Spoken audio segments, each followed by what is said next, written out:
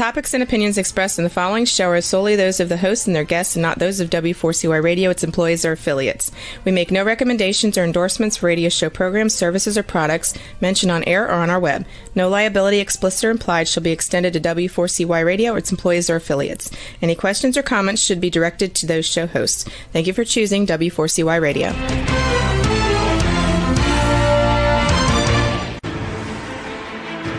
What's working on purpose anyway? Each week, we ponder the answer to this question.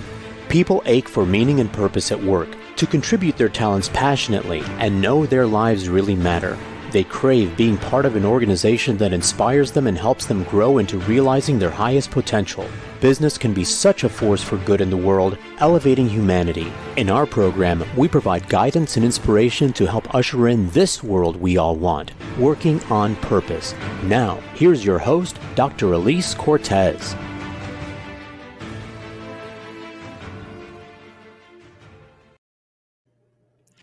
Welcome back to the Working on Purpose program. Thanks for tuning in again this week. I'm your host, Dr. Elise Cortez, joining you live from Dallas, which is home base for me. By way of introduction, I'm a management consultant specializing in meaning and purpose. I'm an organizational logotherapist, inspirational speaker, social scientist, and author. You can learn more about me and the work we can do together at elisecortez.com and gusto-now.com. Let me thank my partner and sponsor, Work Proud. We are a perfect collaboration. Everyone wants to know they matter and that the work they do is meaningful and appreciated. Work Proud is a mobile platform built to encourage employees to share stories and recognize each other's contribution. Work Proud empowers HR and business leaders to create company cultures where all employees are inspired to feel proud of their work and proud of their company. You can learn more about them at workproud.com. With us today is Matt Gerber, a connector and innovator. Born in a small town in Eastern Oregon, Matt is now a corporate social responsibility and environmental and social governance strategist with firsthand experiences in more than 75 countries. We'll be talking about his personal experiences and philosophy that have shaped his journey and work, corporate social responsibility and ESG investing, and his new education idea he has. He joins us today from Dallas, Texas, where it's a gorgeous day. Matt, welcome to Working on Purpose. Dr. Cortez, thank you so much for having me. I am really, really excited to be here. I'm very honored to have been invited. Oh my gosh, me too. I'm so glad that our paths crossed. And I think it was this wonderful thing called social media. And here we are. We are together having the kind of conversation that I find yummy. So, and we're both from Oregon and we both love traveling. We have that in common. We figured that out right away. But I think, well, I'm not sure of how many countries I've been to, but you were initiated to travel, I find quite interesting, through Rotary. I wasn't. Mine was a different experience. And you have been part of Rotary for, I think, if I count right, 24 years. And as I said in the introduction, 75 countries and counting. Yeah, that's exactly right. You and I actually had our origin story start in a very similar, quiet part of Northeast Oregon, very small towns where honestly, not a lot of people that we grew up with ever had the opportunity or the vision to go out and see the world. And for me, that bridge to the rest of the world came through Rotary. I was an exchange student when I was 16, thanks to a neighbor down the street who recommended me. And since then, the world has just been an unending place to explore and serve and live. So as we were saying before we got on air, that to me speaks to two things that I always like to teach back as I do these radio programs. Is one, the powerful notion of association, and then also knowing when to opt into something. To me, that's saying yes to Rotary on both counts. So, but when you travel, one of the things I find really interesting about you, Matt, is you don't just go and consume the experience. You don't just show up and be a sightseer and such. You meaningfully, through your service, interact with the country you're visiting. And I love that you visit orphanages, among other things. And you've spoken about bringing supplies to them and other things. So I want to start by just, if you would share a little bit about that whole notion. Where did the idea even come from to go and visit orphanages when you're traveling? And how does that work? You know what? It came from my upbringing in Eastern Oregon, whether it was my grandmother delivering food bank meals to people that were shut-ins, or my parents volunteering in the 4-H, the fire department, the church.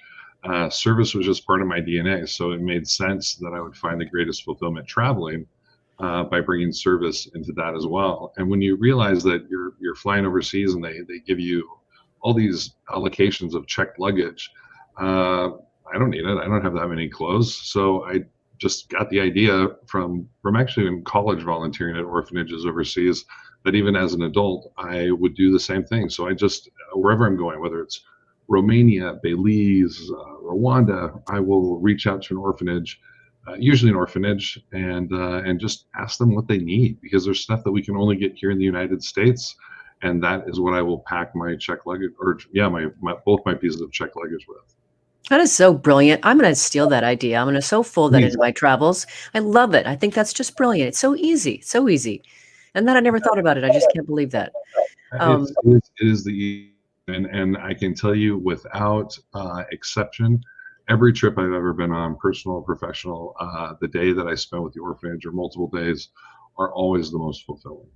Well, I wanted to ask about that. Obviously, what they get is supplies, and they get somebody from the outside world who wants to come and see them. What do you get?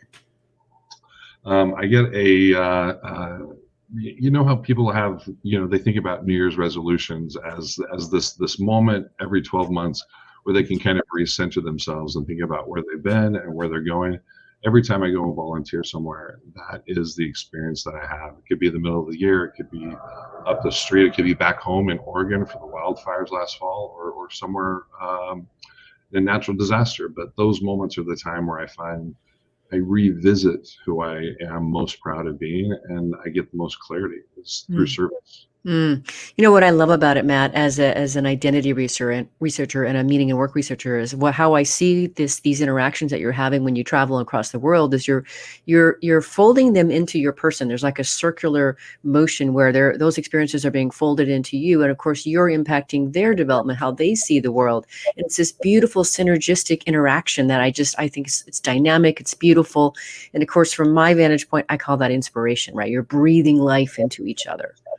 And also there's a responsibility and a burden that I take very seriously when I come home. And because I've gotten to experience and be a part of these people's stories firsthand, whether it's children at an orphanage or their families living by that can't take care of them, or people whose communities have been decimated by natural disaster, my responsibility when I come back is to be a storyteller and to use my platform to raise awareness of the lives of these other people. So that's how the circle gets even bigger. Not just me and the people that I'm there to help, but this broader community of my community here in the United States and here in Dallas, whatever communities I'm a part of, to share that awareness.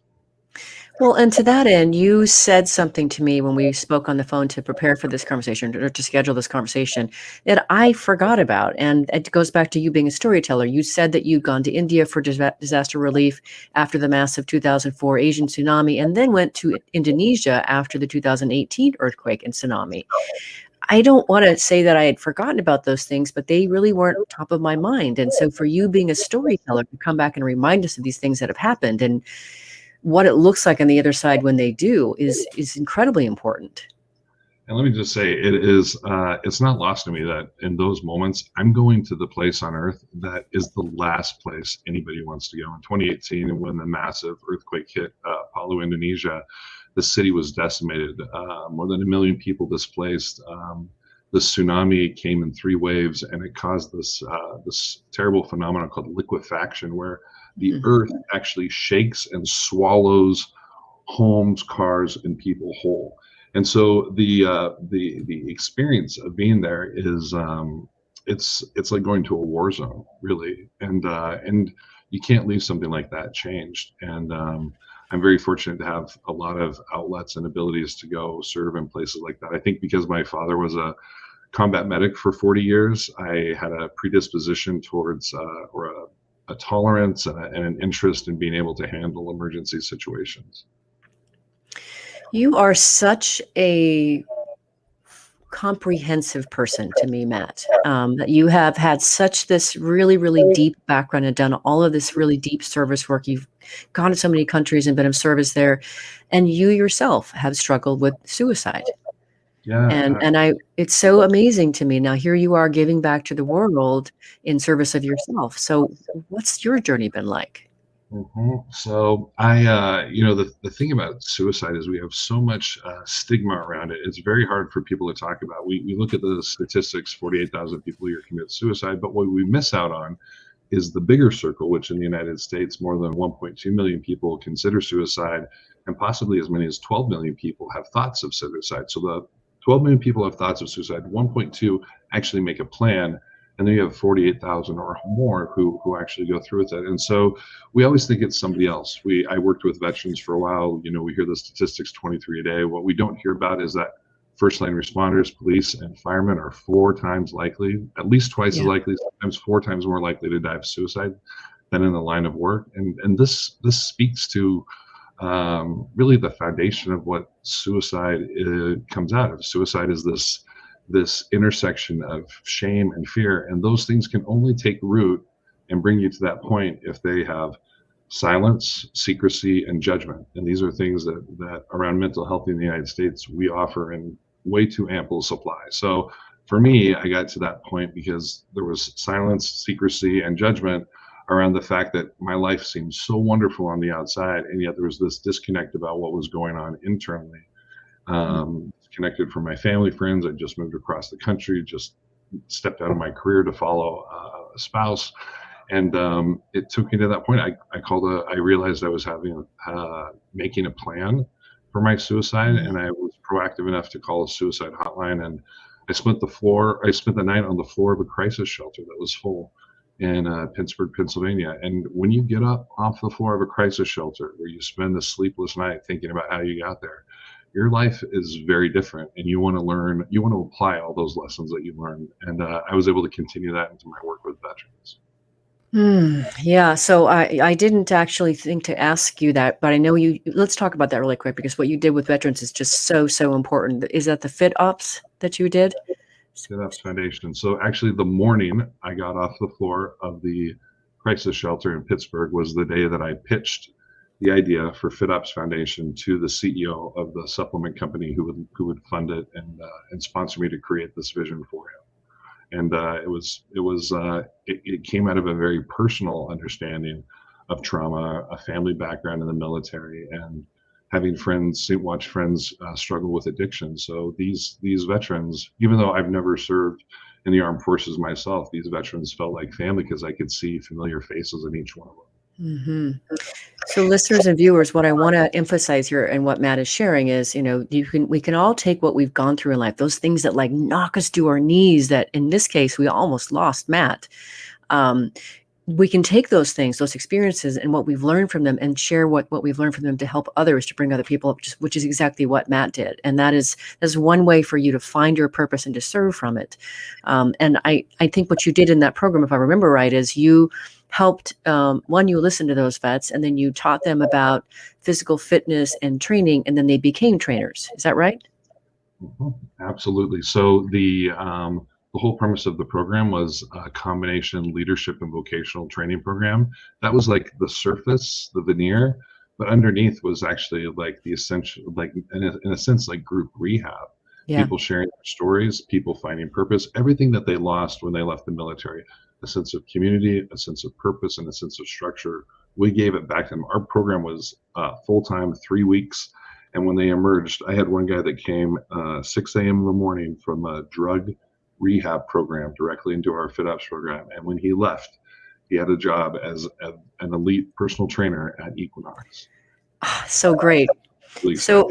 So the other thing, listeners and viewers, I want to emphasize is that if you are feeling bad in life, if something is dragging on you, one of the best things you can do is help somebody else. Go find someone to help. And the reason why that works is because from a logotherapeutic vantage point, you're going into self-transcendence. So you're moving away from focusing on what is happening for you, and you're thinking about how you can help somebody else. And that giving is so good for you. And Matt, your whole story, that's everything that you do, right? And no wonder you can touch so many lives, because you're literally reaching across the globe to do that.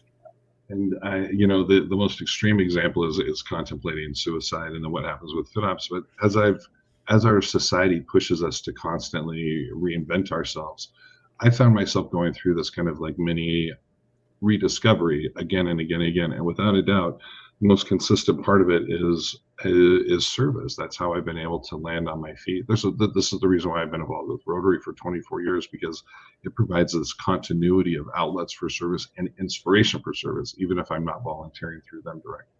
hmm And then to sort of round out your philosophy, because this first segment was really kind of talking about who you are and where your philosophy and your experiences came from. How did you find conscious capitalism? We're both conscious capitalists. How did you find it, and how does that fit into your whole story and philosophy? I hate bringing it back to Eastern Oregon because We're both from Eastern Oregon, by the way. yeah, but for me, conscious capitalism started by growing up in a family where we didn't have any money. So if I wanted money for myself, for shoes, for clothes, whatever, I had to earn it myself. And so we raised animals in 4-H. And so I understood capitalism from a sales standpoint, but I also understood it as a this, we'll touch on this later with the ESG, but you have to be connected to the land. You have to be connected to the animals. There's a sense of stewardship. You have to be connected to the needs of the people that you're serving, your quote unquote customers, and the communities. And so conscious capitalism for me is all of those components: understanding yourself, what value you can add, the community, all of that, and realizing a real sense of self-determination. I think conscious capitalism is embracing one's self-determination and understanding that we're all part of the same community, whether it's the state, the country, the world. We all have an obligation, an opportunity to be good members of that community. Mm.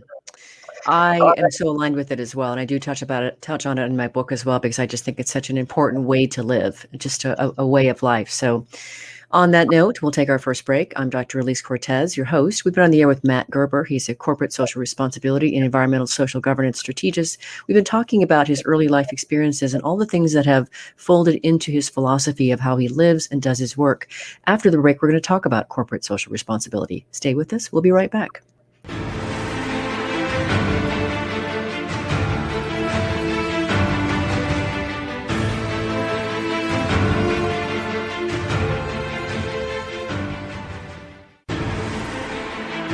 Dr. Elise Cortez is a management consultant specializing in meaning and purpose, an inspirational speaker and author. She helps companies visioneer for greater purpose among stakeholders and develop purpose-inspired leadership and meaning-infused cultures that elevate fulfillment, performance, and commitment within the workforce. To learn more or to invite Elise to speak to your organization, please visit her at elisecortez.com. Let's talk about how to get your employees working on purpose.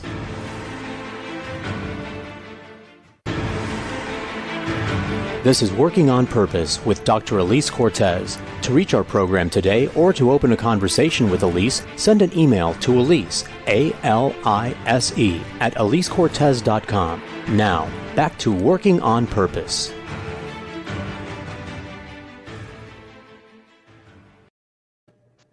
Thanks for staying with us, and welcome back to Working on Purpose. On a side note, I wanted to let you know, we've been looking here at Elise Cortez and Associates on ways to help companies support their employees handle the anxiety, stress, depression, and feeling disconnected, while also helping to lift and inspire them with ongoing professional development. So we're now offering a well-being webinar learning series called Grab Your Gusto, Vital Wellbeing from the Inside Out. You can learn more about it at elisecortez.com or email me at elisecortez.com.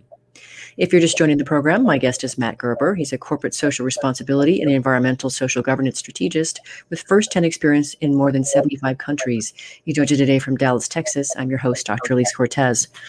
So for this segment, we wanted to peel back and really get really snuggly with this notion of corporate social responsibility and ESG investing. For a lot of our listeners, those may be brand new terms, right? And especially ESG investing. So I think it's interesting for you already that here you are. I mean, I can't even imagine what you've experienced, Matt. I mean, you're traveling to 75 different countries. Your career has been dedicated to creating and mobilizing diverse teams around big missions. Oh my gosh, that just sounds so yummy. Kind of like being in the Army, but on a different team. So talk to us a little bit about how does corporate social responsibility and ESG investing fit into your experiences, and what are you trying to accomplish through them? Yeah. So thanks for the question.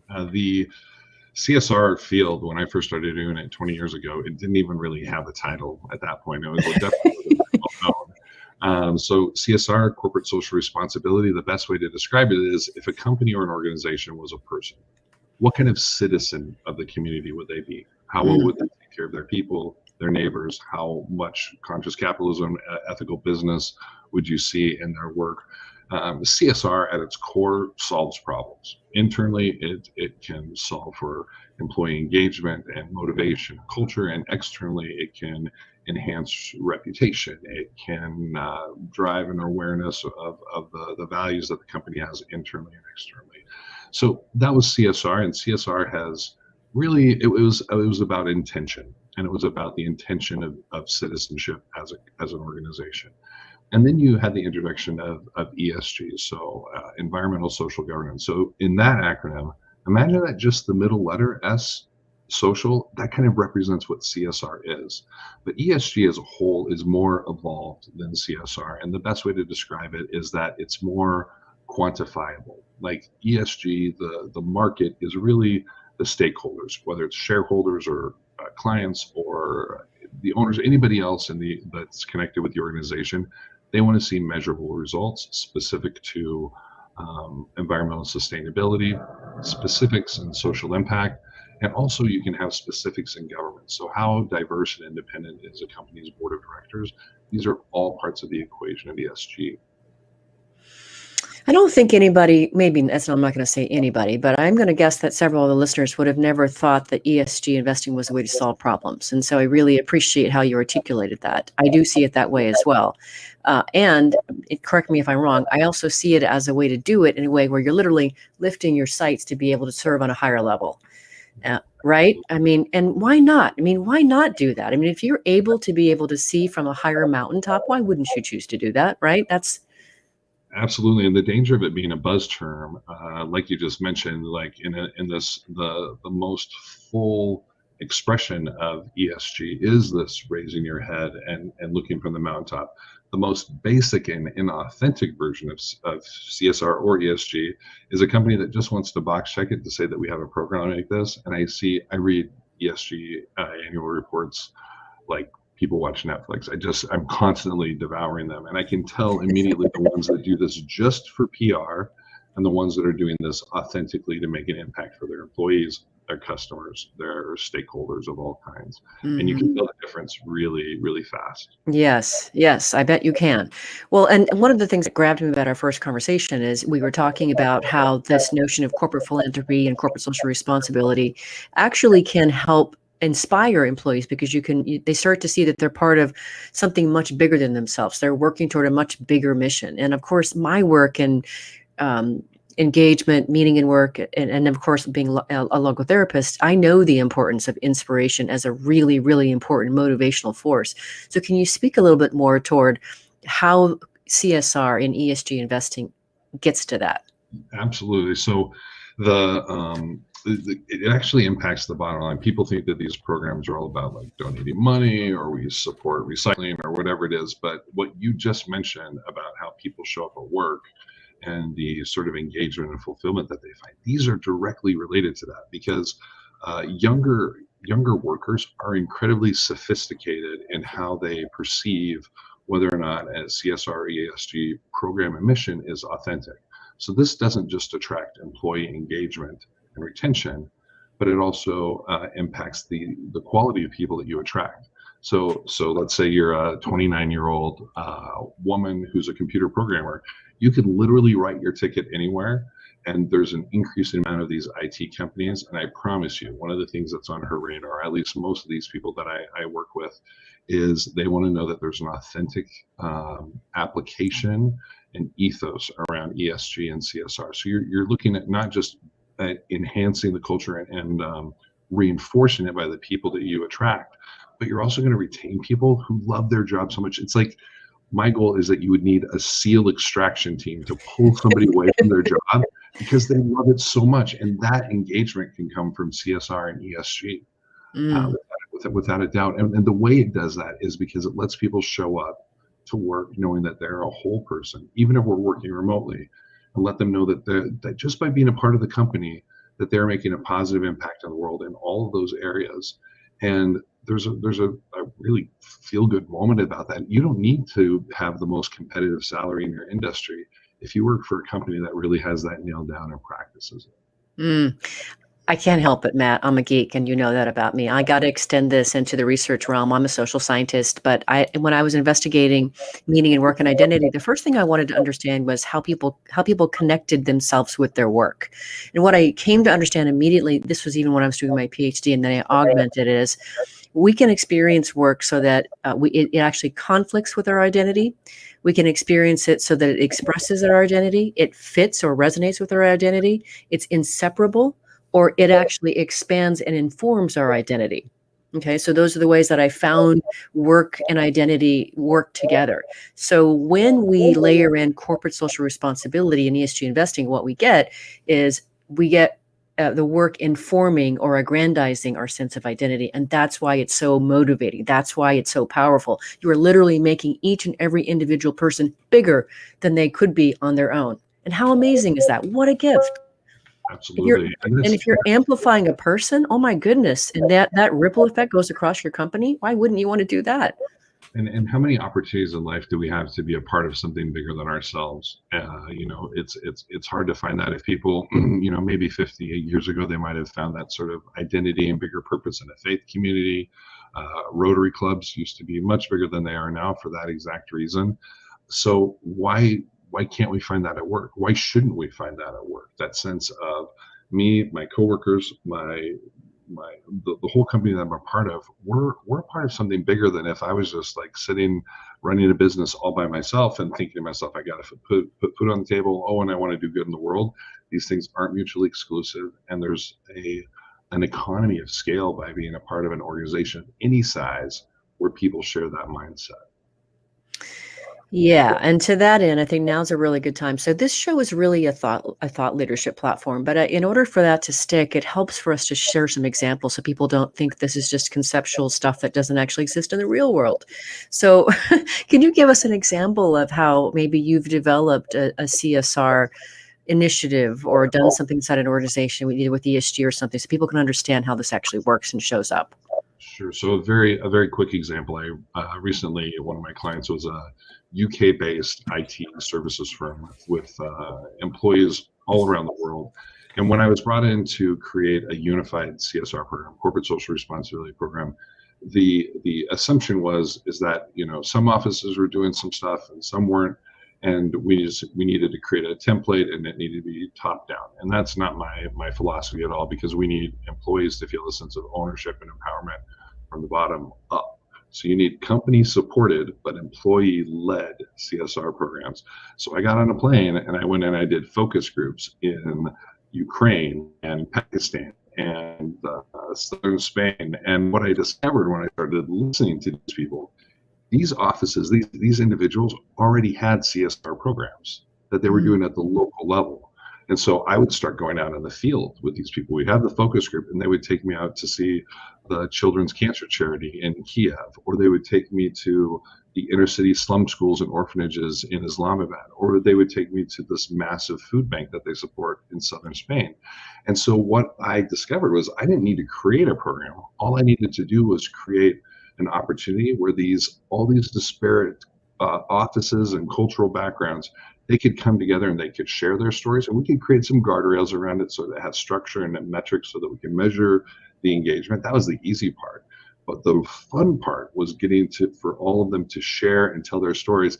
And the corporate leaders were amazed because they didn't realize that the company was already very sophisticated with CSR. And by far, out of all the global offices, Pakistan was the most. They had tree planting, they had orphanages, they had these slum schools that they completely funded. And the Pakistani employees in Islamabad, they were the most engaged with their community. And so it was very fun to celebrate them as a leader in the company because nobody had any visibility into it. So that's what it looks like when it's real. Is I always start with what's going on there first, and how do we grow and encourage that instead of having some sort of edict come down from the C-suite saying, you guys need to do this, you need to donate this sort of money, because you don't get engagement from that, and you don't get people feeling proud of the impact in their community because they didn't come up with it. Yeah, it was my idea, and I want to go see it working in the community. Of course, I'm going to work a lot harder at that. Absolutely. You have an interesting term that you use. It's not used very often, but this notion of being a corporate entrepreneur, and I want to know how that gets expressed through the work you do in corporate philanthropy. So when I graduated from college, all I wanted to do was work for a nonprofit, and I would take my resume around and I would say, I will take out your trash for free if you'll let me work here or volunteer. And I got no calls back. So That's amazing. is that sad? But I was doing some work in Nicaragua. Long story short, this evolved into a 501c3, my first humanitarian aid organization. So from there, I built experience as an entrepreneur, like creating business plans, doing all the fundraising, all the people, technology, resources that you have to do that. And it's really exciting, but it's also extremely exhausting. What I had an opportunity to do with FitOps Foundation, when I was hired by this CEO, who had this national sports and nutritional supplement brand, which was very, very, very successful.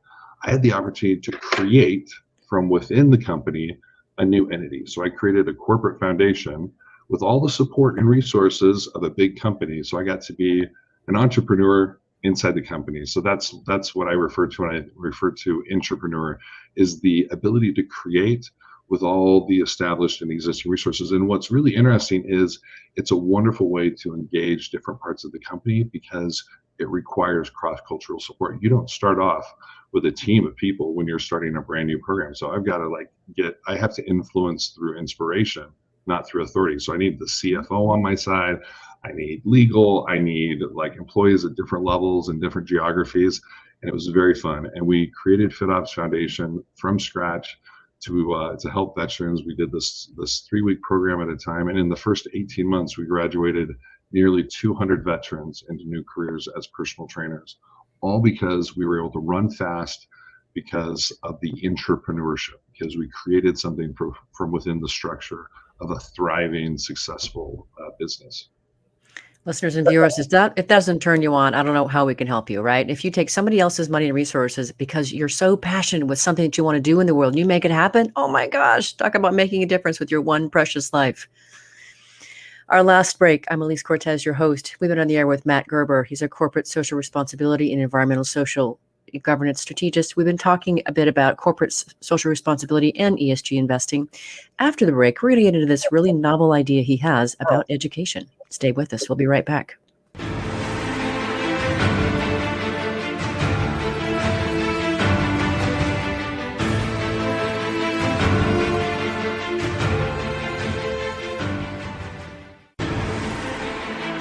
Dr. Elise Cortez is a management consultant specializing in meaning and purpose, an inspirational speaker and author. She helps companies visioneer for greater purpose among stakeholders and develop purpose-inspired leadership and meaning-infused cultures that elevate fulfillment, performance, and commitment within the workforce. To learn more or to invite Elise to speak to your organization, please visit her at elisecortez.com. Let's talk about how to get your employees working on purpose.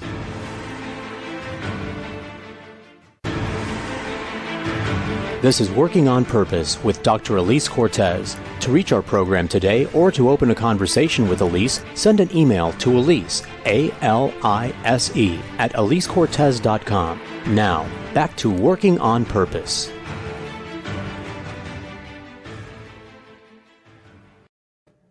Thanks for staying with us and welcome back to Working on Purpose. I wanted to let you know, if you don't know this, if you haven't heard me say this before, my book is out, my first full-length book. It's called Purpose Ignited, How Inspiring Leaders Ignite Passion and Elevate Cause. It's on Amazon and various other places. I really wrote it to awaken passion and purpose in the readers and transform them into inspirational leaders that enliven the workplace and make it a place people want to come to and elevate business as well. So that's who it's for. If you're just joining us, my guest is Matt Gerber. He is a corporate social responsibility and environmental social governance strategist with first-hand experience in more than 75 countries. I'm your host, Dr. Elise Cortez. Okay, so Matt, this is a serious question for you as we get into this next topic. You have literally been all over the world. You are always up to something. And now here you are doing a doctorate program in global management with an emphasis in CSR. Why? Are you not busy enough as it is? Yeah, you would wonder. The pandemic would be a good time to cross off a long time bucket list thing. My parents will tell you that when I was in middle school, I would actually sign my name as Dr. Matthew H. Gerber. So I've had this dream of getting my doctorate for a very long time. And this made sense for a number of reasons. One, the timing. Two, like you, I love research, and I love being on the cutting edge of new ideas and exchanging them with other people that are on the cutting edge. And so from that standpoint, I knew that I wanted to do all the work that I'm passionate about, but I wanted to do it in an almost clinical setting, like in a very academic setting where I could actually measure the impact, which is the trend that we're going in. So that's one thing. And then I had a professor in college who said that the best decision he ever made was to get his doctorate because of the professional context and all the doors that it would open. So it was a no-brainer. I've been wanting to do this for more than 20 years, and just decided to do it now. And I'm so excited because I do this work already, and now I'm going to be able to, I believe, do it better with this doctorate. Yeah, that's pretty much what happened to me too. I really pursued a doctorate because that was my answer to my midlife crisis, early midlife crisis. So I didn't, that was get a PhD. I was surprised though when I got these 3 letters after my name, though. I didn't expect that. But you do know that you can never get away from me though now, right? So that's I'm excited to cross paths. Absolutely. And you're here in Dallas, so let's just face it, I could be on your doorstep tomorrow. Holding coffee. We're going to have a continuation of this conversation. It'll be awesome. Absolutely. Well, here you are also, though, in the backyard. And I think we talked about this as well in our first conversation. You also mentor for high school students and absolutely love doing that. And I think there's some of the same students, or at least the group that I've served at Woodrow Wilson. But why do you love working with those students? It just started as one student at a time. And, I have some basically family members in New Zealand, and during the pandemic it was an opportunity for me to help coach them in their schooling because they were just bored sitting in front of the computer, and so it gave me the opportunity to interact with them, which was so wonderful. But you're right, the students at Woodrow Wilson, for people that aren't familiar with Dallas, Woodrow Wilson is a very diverse community where there's a lot of people there, families that are first generation Americans, are immigrant families, and not a real high matriculation rate into higher education. And so through my Rotary Club of Dallas, we call it the Dream Team, and we go and we actually sign up for 2.5 years of mentoring. So from the middle of their sophomore year through graduation, with the goal of, we've identified students who have college aspirations, and how do we invest in them and set them up with the best personal, professional, and academic success so they feel confident and supported going into that. And then I have 2 in New Zealand, 1 in Dallas, and then I have an amazing kid in New York who's very different than the other ones. He has Ivy League aspirations, and he's like, I'm never going to get in because everybody's going to Ivy League schools. What can I do where I can find my life purpose and passion this summer as a 16-year-old? And so we meet every week on Zoom, and we talk about places in the world of volunteer, just even with the pandemic. And I don't give him any answers. We just whiteboard, we create a space where he can discover that on his own. And it is, all 4 kids are so different, and I enjoy working with them. It fills my heart. It's so fun. You are turning on their futures, Matt. That's what's going on there, is they probably couldn't see any of these possibilities without you being involved, and you're their spigot. Yeah, I hope so. If my impact is just really small, that's enough for me. I mean, think how many, Dr. Cortez, think how many teachers that we had that were amazingly impactful and inspiring to us that have no idea what we went on to go do. And I have that kind of sense of surrender as I invest in these kids, try to bring them my best every week. And I have no idea what parts of it they're going to take. I have no idea how they'll apply it, or maybe it's something I say today, they'll remember it 10 years down the road. No idea, but I feel a complete sense of peace. And I just know that the biggest thing I can do is show up for them every day. Yeah, and what a gift. So when I look at you, Matt, I just see you as just a literally walking, beautiful sponge, soaking in the world and learning and people and everything else. And one of the things I find fascinating that I really want to talk about, that you've said you've identified a problem in an education and want to focus on teaching students to create value, not just get a job. Here. Say more about this. How did you identify this, and what are you seeing? Are you talking about this kind of crazy educational program that I was? Yes. Okay, so during the start of the pandemic, we watched this amazing shift from we had this perception, let's say University of Phoenix, and we kind of looked down on fully online degrees as like, oh, it's for people that don't have the structure in their lives to go attend brick and mortar classes or the opportunity. Now what we see is University of Phoenix, because they have been doing this for so long, they're now considered experts in online learning because they have all the processes and everything down. So we see this shift towards greater acceptance of online learning. And in parallel to that, there's this whole industry around MOOCs, MOOC, which is massive open online courses. And so you've got like Harvard banding together with some schools and Stanford, and you've got a number of schools that are offering tons and tons of free content, and it's free coursework, college level coursework. And sometimes it's a gateway for them to get you to buy a certificate for some sort of specialized training. So all that's wonderful in the for people in the United States, but we have the ability and the opportunity to achieve higher education here in a way that other places in the world do not. And when you think about 1 billion people in the world who, if they had the opportunity to even earn an associate's degree, this could transform a woman who's a factory worker in Bangladesh from being on a sewing machine for 14 hours a day, earning just barely enough for her family and to send back to her village.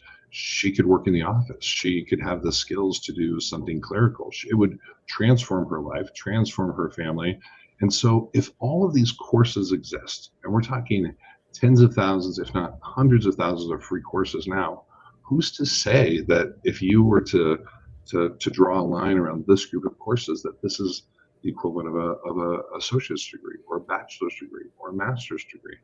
And if these courses are free, why shouldn't the degree and the recognition be free? This is a wildly unpopular idea in the United States because of the commercialization and what an industry higher education is. The United States is not the market for this because of how politicized it is. But in other countries where all they want is that piece of paper to say that they've attained a certain level of education, so that immediately they can go from a blue collar worker to a white collar worker and totally change their prospects. These are the people that this keeps me awake at night, because I think about how powerful it could be to take all these courses we've created for free and just give them the structure to be able to earn these degrees on their own. Like these world-class instructors are providing these classes for free. Let's create a path. Let's give them an audit of, you do these 12 classes, you get a bachelor's in accounting. Well, I am all about lifting the world. So much of what I care about, Matt, and that I've devoted myself to, is just doing my part to raise the consciousness, the vibration, the energy, the connection of the world while I'm here on the planet. So I love the idea. And I really like the idea very much of reaching into places where they couldn't get there on their own. They couldn't have access to this. They don't know how to even get access to something like that. So where would you start, do you think? So you start the same way that all the best programs do. You start by listening and learning at a local level. So you find who the right community partners maybe it's Rotary, maybe it's other NGOs.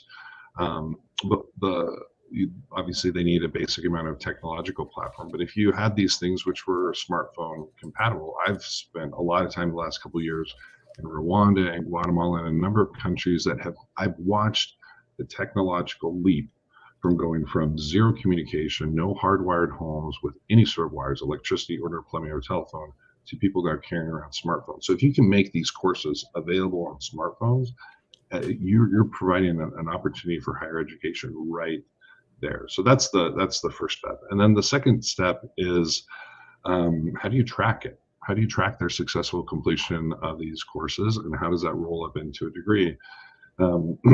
In my work with Shelterbox, we track how many people are displaced in the world. And just a few years ago, it was 85 million.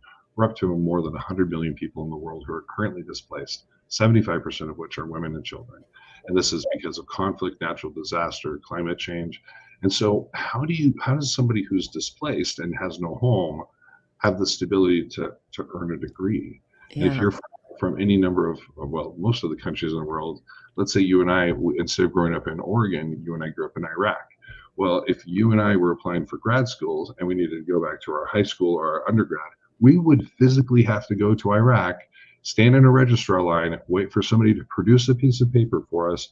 And my idea is to eliminate that step entirely. And so in the same way that people buy, sell, trade, track Bitcoins, the same technology can be applied now for digital artwork. It could also be applied for university degrees. So this idea of blockchain, where the record of their school record and also their university degree is something that permanently exists. And it doesn't matter if you're a Syrian refugee who's now immigrated to Turkey and then to Germany, we can track that you have completed these classes and you're working towards that degree. So that's the goal, that's the vision, and that's my one thing, that if I didn't worry about who gets credit, I tell this idea to everybody because I want somebody to take this idea and run with it. And if nobody does, I'm making those small steps all the time to find the right people and to mobilize around this mission. And it's that important. And I think that we could help 1 billion people transform their lives through free access to higher education. So what can listeners do to help? That is a question I was not expecting, and no one's ever asked me that because I've never had an opportunity to share in such a big platform. While I'm thinking about that, let me just say that one of the biggest things, first of all, I want to say a big hello to all of your listeners around the globe, and commend them for taking this time to listen to your show, Dr. Cortez. And I would say that my goal after every one of your guests and after me is that nobody feels let off the hook. I don't want people to listen to my story of serving and taking suitcases to orphanages and say, oh, that's really nice for Matt, because he travels all the time, and so that's great that he goes and helps.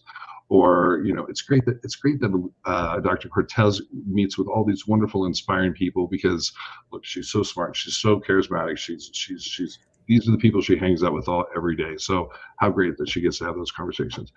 I don't want to let people off the hook and say that all of these things I just mentioned are great for somebody else. Anybody can go and find those little opportunities for service.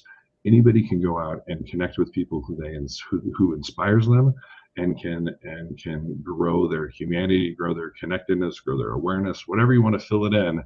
I want people to see themselves in us and our story, and that's my biggest wish, even just coming on here. So I don't have an answer to the question of what can people do to help with this mission of the free online higher education, except no matter where you are, if I can't be there to do focus groups and forget that it's called something so formal, just talk to people, talk to people, find who would be interested in having their life transformed or could be transformed by free higher education. And the one last thing I want to say, I know we're limited on time, is if you watch advertisements for most colleges and universities, especially an unnamed Ivy League school, I won't say what they are, but they talk about how, our school on your resume, even just a few classes, this is going to make you job ready. The purpose of the educational program I'm talking about is to make you creator ready. I don't need you to know how to put together a business plan or how to execute a marketing strategy like you would learn in an academic setting. I want you to learn how to ask the right questions. So when you are in your neighborhood in Kigali, Rwanda, you know how to mobilize the other women and you know how to make sure that they have the skills. And suddenly you take a group of 5 women with sewing machines and you create it into an enterprise where you're able to generate income for your whole community. So it's entrepreneurship, but that's the point of the education. This isn't about making people job ready. Most of these people, some of them will not have the access to jobs. So if we can create inside them the inspiration, the confidence, the ability to create their own jobs, to create their own economic value, that's the magic. That's the secret. I'm completely in for that, Matt. And we have run out of time. How can listeners and viewers find you? Find me mattgerber.io. So www.mattgerber.io, and that'll just take you directly to my LinkedIn page. It's really the only social media I use, which is, by the way, how Dr. Cortez and I met. LinkedIn suggested that we would be friends, and it was right. And they were right. The algorithm was right. The algorithm was right. Listeners and viewers, thank you for joining us today. And Matt, thank you so much for sharing your heart and soul with us. Beautiful to catch. He told you where you can find him. And thank you again to our sponsor, Work Proud, which helps companies build a platform where your workforce receives meaningful feedback and thanks for their work from people across your company. Last week, if you missed the live show, you can always catch it via recorded podcast. We were on the air with authors Jane Firth and Andrea Zenz talking about their book, Grit, Grace, and Gravitas, the 3 keys to transforming leadership, presence, and impact. It was a very meaty conversation and class act book and women to boot. Next week, we'll be on the air with Dr. Brad Wright, a sociologist and researcher, talking about his studies in applied purpose. See you there. Remember that work is at least a third of our life, so let's work on purpose. We hope you've enjoyed this week's program. Be sure to tune into Working on Purpose, featuring your host, Dr. Elise Cortez, each week on W4CY. Together, we'll create a world where business operates conscientiously, leadership inspires impassioned performance, and employees are fulfilled in work that provides the meaning and purpose they crave. See you there. Let's work on purpose.